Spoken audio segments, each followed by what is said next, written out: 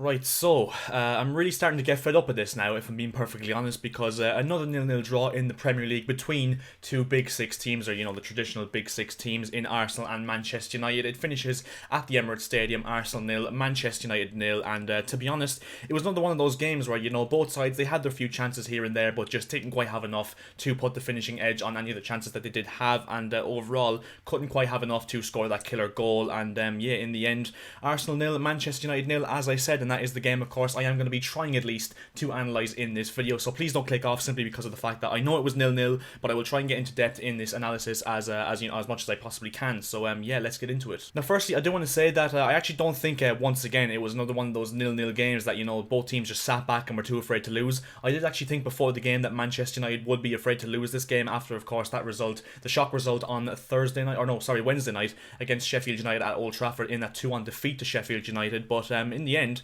United actually come out, and they did try and go for it a bit. They created the same amount of chances as Arsenal. I do think Arsenal were, if I had to pick a winner, I think Arsenal would marginally, by about that much, be the more deserved team to win. But overall, I can't take anything away from United, because although I did think that they would kind of sit back and be too afraid to lose and hold on to a draw, they did actually create some good chances themselves, with the likes of Cavani, Martial who came off the bench, Rashford have a few good chances, Fernandes here and there as well. And overall, I feel like both teams actually did create a decent amount of chances, but not many too clear cut. But overall, another one like, for example, Lacazette when he hit the crossbar from the free kick, the one right at the end with Edison Cavani with that overhead kick. I mean, there was just a few chances that on another day they would have gone in, and we wouldn't have been talking about this game as a goalless bore draw. My man of the match, in my personal opinion, was actually the same man of the match that Gary Neville gave on Sky Sports, and that was David Luiz at centre back for Arsenal, because although I do think that both sides did create their chances, I do think both defences did relatively well to actually deny those teams those chances. And I think David Luiz at centre back for Arsenal really stood out in those defences. I thought that Wan-Bissaka was very good for Man United, and actually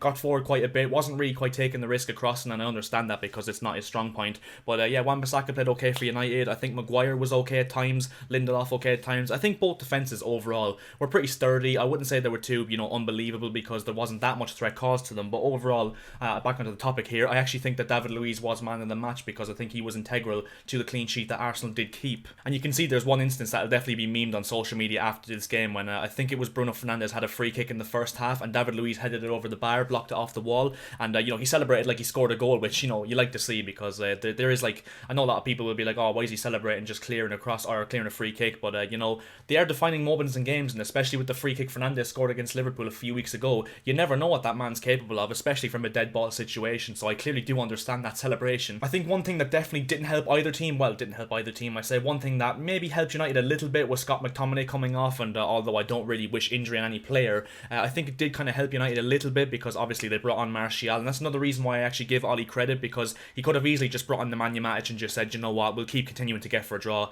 But he actually took off McTominay, brought on Martial, and they actually looked more expansive going forward, obviously because they had that extra forward-thinking player alongside the likes of Cavani, Fernandes, Pogba, and Rashford. And overall, I feel like at the same time, one thing that definitely dented Arsenal is the fact that Gabriel Martinelli came off for Willian at half-time, and although Willian, he doesn't really play well for Arsenal, let's be honest. I purely just think, I'll get it on the line right now, I purely think that, and I'm a Chelsea fan by the way, but I really do think that Willian's just lost his hunger and desire while he's left Chelsea, and while he's joined Arsenal. I just don't think he's Arsenal anymore. I think he's probably just happy to pick up a wage and be at a relatively big club, and I think that's probably what suits him at this moment in time. But overall, back onto the topic again, I think Gabriel Martinelli's absence in this Arsenal team was massive, because in the first half you could see little sparks, little glimmers of hope for Arsenal with Martinelli when he got on the ball. I mean, he nearly played an absolutely peach of a ball over the top to Lacazette, but Lacazette couldn't quite get onto it. But overall, I don't know why he came off. I'd say it was probably a bit of an injury, because he has struggled with injuries over the last year or so. I think Emile Smith-Rowe was decent enough as well, but I just don't think that it really clicked that much for Arsenal going forward. I think Smith-Rowe, actually, when he was getting on the ball, was trying to create stuff, trying to play the killer pass, trying to, spread it out to the wings and try and play Lacazette through the middle to try and link up the play, but it wasn't quite working out for any of the Arsenal front four, because, as I said, I just don't think it clicked that much. I think in terms of United standout performers, I've already said that obviously the back four were pretty solid. I think Fernandes was really good in the first half an hour, and then after that he kind of just disappeared and didn't really do much. I think that Fred was pretty good in midfield, kind of controlled the game. A very good deep line playmaker is Fred, and I think he's actually really underrated. He's one of those players that just likes to control the game from deep, very good at spraying the ball, can be a bit tenacious as well, likes to get stuck in. So Fred did really well tonight again. And one player I'm going to get into, I'm not going to be too harsh on him, because of course I have been a massive critic of him on this channel, and I think you guys know who I'm talking about, and that is Paul Pogba. Now obviously I have my opinions on him being overrated to a certain extent, but overall again, obviously he didn't really play too badly badly, but I just want to say, like, a random thought I had during the game. Paul Pogba just moves the ball way too slowly. I mean, he gets on the ball, and then for some reason he just takes so much time on the ball. He ends up, like, you know, shielding off players that aren't even behind him, and he takes so long to pick out a pass. And although, you know, most of the time, or you know, some of the times that he can pick out that pass, it can be absolutely extraordinary, and it can lead to a goal. But overall, I just feel like Pogba's way too slow on the ball, and I think that showed really tonight. And even though he has been quite decent in recent games, I will give him credit where credit is due. He has been really good in recent games. I mean, against Burnley in that 1-0 win at Turf Moor, I thought he was absolutely sensational, but once again tonight, I thought he was too slow in his distribution of the ball, and overall didn't really, you know, kind of flatter to deceive in that United midfield, I have to say. But yeah, I will conclude on this match analysis by, you know, simply saying that I don't think either manager will be actually over the moon with this draw. I think Mikel Arteta might be the happier of sides, because if you look at on paper, you know, 2 clean sheets in a row against Manchester United, 4 points from 6. I think, you know, and considering the fact that they're, you know, what, the 8th or 9th in the Premier League table as well, I think they will be the more happier of sides, because obviously Manchester United have dropped yet more points in that title race, and obviously City capitalised on that earlier on with a 1-0 home win over Sheffield United. So, you know, Arteta will probably be more satisfied of managers, but even still, I think he'll probably be a bit disappointed, because I do think that both sides did enough in terms of creating chances to win the game. It's just, as I said at the start of this video, I don't think they had that clinical edge that was, you know, missing from this game. And yeah, let me just read out this, because I was actually doing my research during the game, and this is all the top 6 games so far this season that have ended scoreless. And firstly, obviously, Arsenal versus Manchester United,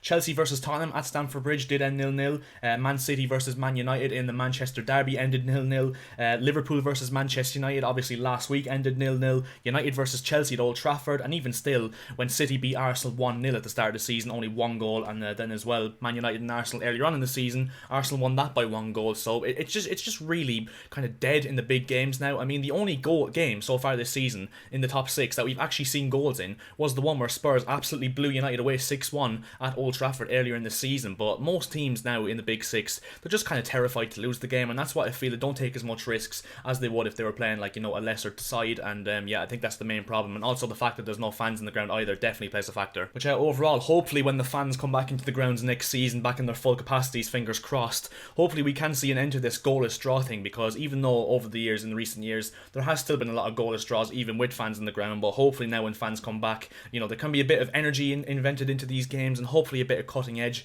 and hopefully a bit more taking risks, if I'm honest, because yeah, at this moment in time this season, in the big games, especially in a season which has been so mental for goals in some cases, and we've seen some of the most shocking results we'll ever see in the Premier League this season, but in the big games it's really flattering to deceive. And yeah, most of the games are ending scoreless, and I think every time 2 top 6 teams go head to head in the Premier League now, we just will be expecting 0 goals in the game, and that is kind of sad to see, because obviously the hype is, you know, way stronger than the game actually pans out. But yeah, I think that is where we're going to leave this video now, so bear with me, because I know this has been really hard to watch because it was a 0-0 draw, and I'm so sick and tired of analysing these 0-0 draws, I really am, but I just feel like I had to analyse this game in some way, because of course I did watch the full 90 minutes, so it would have been a waste. But yeah, if you could leave a like on the video, that'd be very much appreciated by myself, because as I always say, we are looking to hit 20 likes on this video. And yeah, if you could subscribe to the channel as well, that would be very much appreciated, because if you do subscribe to the channel, it would cost you absolutely nothing, and believe it or not, would make my day. And yeah, we are looking to now hit 1,300 subscribers, which we are very, very close to. So yeah, just hit that subscribe button, it costs you nothing, as I said.